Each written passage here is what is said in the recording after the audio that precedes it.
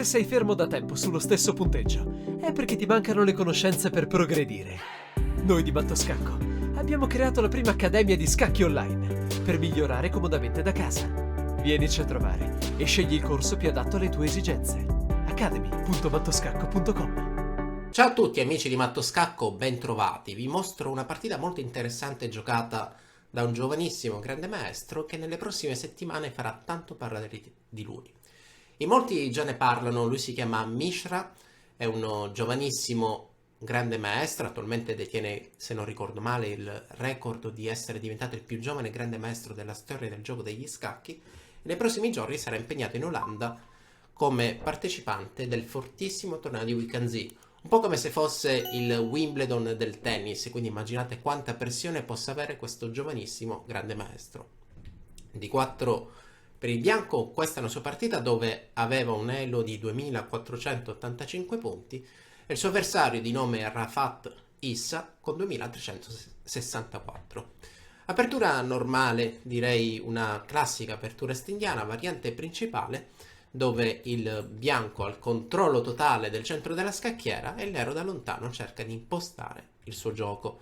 Siamo in apertura, potrebbe accadere qualsiasi cosa, così come potrebbe essere diversa la scelta sia del bianco che del nero su come proseguire il gioco. Il bianco, il giovanissimo bianco, decide di proseguire con alfiere 3. Una variante che, se da una parte rafforza il controllo del pedone centrale, direi che comunque sia una variante minore. Non è una linea principale, quindi probabilmente da bianco non voleva affrontare questo duello teorico contro il suo avversario. Il nero ha deciso di catturare, il cavallo riprende, dopo torre 8, F3. Dovete sapere che, diciamo, per questa trasposizione poi alla fine siamo rientrati in una sorta di apertura Philidor. Questa coordinazione su punto E4 è abbastanza tipica.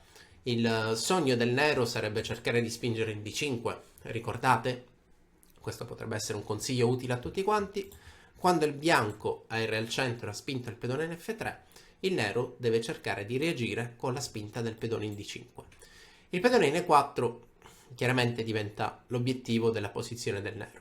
Dato che D5 non si può fare, probabilmente il nero, magari adesso lo vedremo, cercherà di spingere in F5.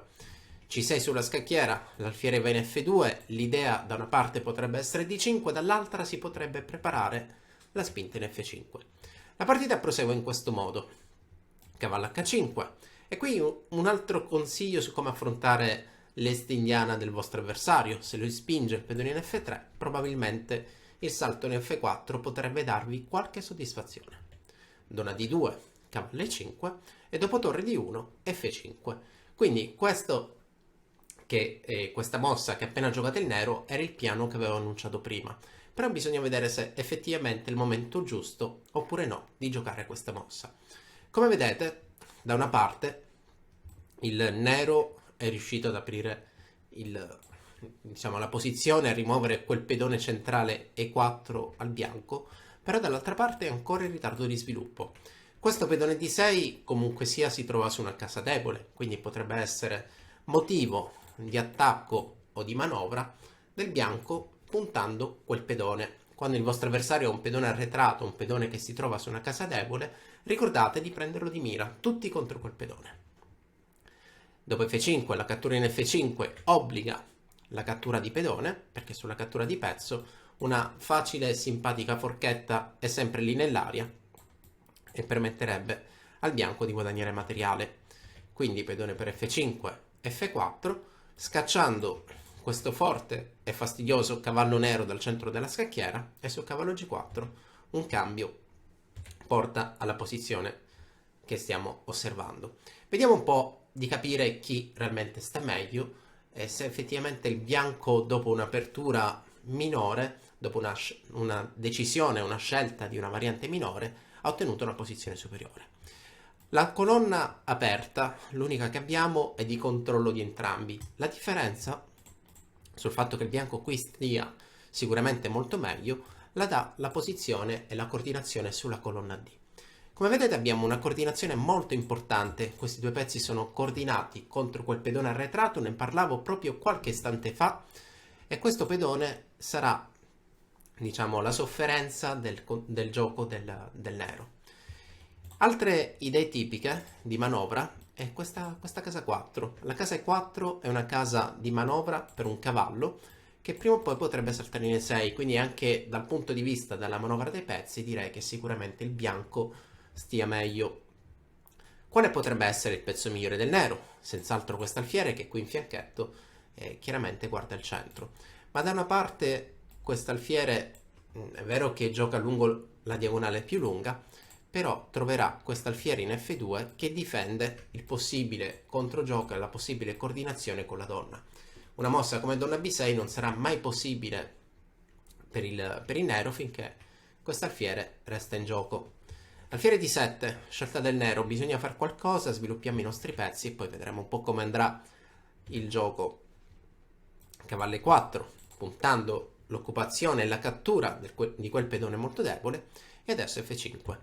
Torre 5, blocca, prepara il raddoppio, ma qui il giovane Mishra, che questa partita è stata giocata nel 2021 e quindi aveva ben, se non erro, ben 12 anni, ha giocato donna G5, la mossa più offensiva che chiaramente mette sotto controllo questo cavallo in H5 che non è difeso da nessuno, e ovviamente una mossa di ritirata, di rientro come cavallo F6 non è possibile per la cattura.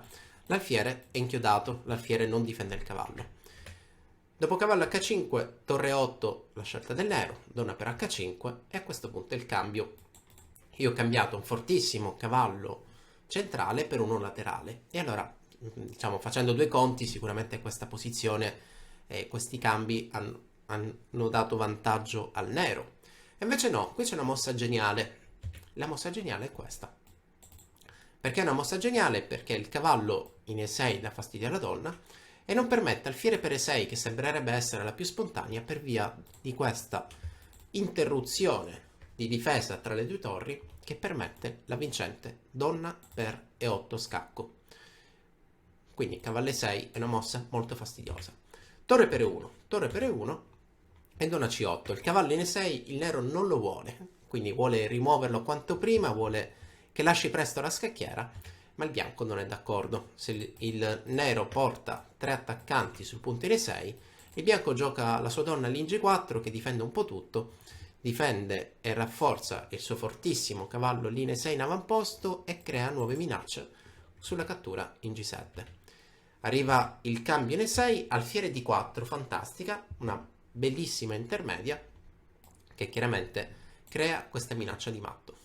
Donna C7, la donna era il difensore del punto E6, purtroppo per lei non è stato più possibile difendere. Pedone per E6, re H8. Re H8 ve la spiego così. Dal punto di vista pratico è importante far giocare tutti i pezzi e quindi è importantissimo cercare di schiodarsi dalle minacce dei pezzi avversari. Ricordate che quando il vostro avversario ha dei pezzi contro il vostro, diciamo, contro la zona del vostro re, quasi sempre l'ideale sarà cercare di schiodarsi. Pedone 7. Pedone 7 ripropone la minaccia di matto. Da escludere alfiere per D4 perché semplicemente dopo donna per D4 questo re è abbastanza scoperto e con qualche manovra, sicuramente anche raggiungendo posizioni del genere, possiamo affermare che la posizione si è vinta. Come vedete questo re è tagliato completamente fuori dal gioco e al bianco per vincere basterà cercare di promuovere il pedone in questo modo o chiaramente con donna F7 minacciare una possibile cattura. Non so quale sia la sequenza di mosse migliore, ovviamente bisognerebbe calcolare un po'. In questa posizione il nero ha giocato alfiere 5 cercando di creare, e questo tema già l'abbiamo visto qualche istante fa, un'interruzione, quindi un'interruzione tra il difensore, la torre, e il suo pedone, quindi alfiere E5 minaccia torre per E7. E Mishra gioca un'altra mossa geniale. La domanda potrebbe essere: aveva già pensato questa sequenza? Perché C5 crea questa situazione in cui dopo donna per E7 il bianco riprende. E fino a qui sembra tutto molto lineare, io potrei riprendere qua. Però il problema è che su questa cattura da bianco vinco così. Se lui decidesse di riprendermi, visto che la torre è inchiodata e io ho un altro pezzo che può attaccare, e a questo punto donna per E5 mi porterà ha un vantaggio. L'alfiere domina la posizione puntando quella torre dietro la quale si trova un re. In partita dunque, dopo C5 è stato giocato donna per E7, pedone per D6 e donna F6. Ma qui altra mossa geniale, torre per E5, un po' come prima. L'unica differenza è che se il bianco qui è superficiale magari dice ok, io adesso ho promosso, non mi blocca più nessuno, c'è l'inchiodatura. In realtà non è più così, perché controgioco incredibile sarebbe una triste conclusione di una partita totalmente dominata dal bianco. Ovviamente la partita non è andata così. Il bianco ha giocato un affascinante donna E4 che chiude la strada a quella torre e crea una nuova minaccia sulla torre nera. Se torre per E4, l'alfiere cattura scacco al re e a questo punto D7 con la successiva promozione. La partita dopo donna E4 si è conclusa, quindi dopo donna E4 il nero si arrende e chiaramente la sua posizione era già compromessa. Rivediamola rapidamente, vediamo un po' che cosa è successo all'interno di questa partita tra il giovanissimo Mishra e un suo avversario dall'alto dei suoi 2364 punti. Dunque, apertura estindiana con una variante minore. Questa scelta alfiere 3 del bianco chiaramente non è la linea principale. Contro questi schemi con F3 dicevo prima che bisogna cercare di prendere spazio con D5 e la partita è proseguita esattamente in questo modo. Nel tentativo che il nero ha fatto per cercare di spingere in D5 non è riuscito e allora ha cercato di spingere in F5. La partita dunque è proseguita così, torre 1, cavallo 4, centralizzazione del pezzo che qui chiaramente è pronto a saltare verso spiacevoli case. Torre 8, donna per H5, torre per E4, cavallo 6. Fantastico tema della intermedia, o meglio, un pezzo che crea un'interferenza. Prima ho detto intermedia, volevo dire interferenza, quindi tema dell'interferenza. Creo un'interferenza tra la difesa di queste due torri. Torre per E1, torre per E1, donna C8, donna per G4, minaccia di matto. Alfiere per E6, alfiere D4, minaccia di matto. Donna C7 e a questo punto si gioca per la tattica. Come vedete questo è un pedone destinato a promuovere e dopo alfiere 5, C5. Rimozione del difensore. Nuovo, diciamo che questo tema, se dovessi dare un nome, direi adescamento. Voglio rimuovere la difesa del mio avversario. Donna F6, torre per E5 e a questo punto un altro tema famosissimo della tattica è chiaramente quello dell'inchiodatura. Come vedete questo alfiere lungo la sua traiettoria incrocia ben 3 pezzi avversari. Dopo donna E4 la partita si è conclusa. Spero che questa partita vi sia piaciuta, a me tantissimo. L'invito è sempre lo stesso, seguiamo Mattoscacco, appuntamento alla prossima. Ciao a tutti!